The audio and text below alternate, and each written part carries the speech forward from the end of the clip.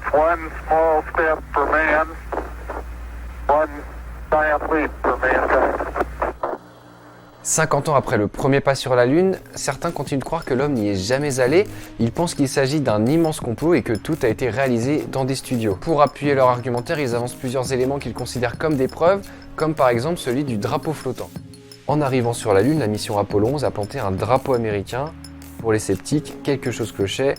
Pourquoi le drapeau flotte-t-il dans un environnement sans atmosphère ?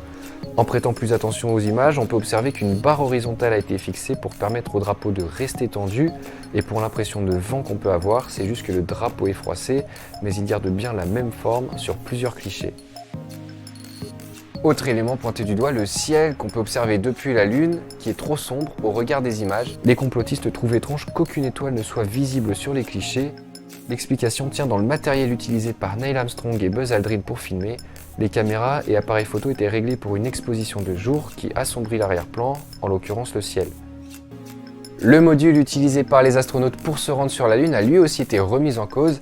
Il était trop propre, pas assez bruyant et ne laissait pas assez de traces au goût des lunosceptiques. Mais là encore, la réponse se trouve dans l'absence d'atmosphère sur la Lune.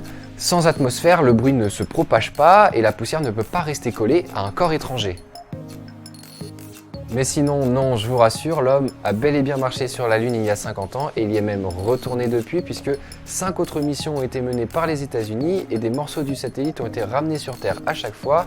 Et au total, il y a presque 400 kg de roches lunaires qui ont été rapportés sur Terre.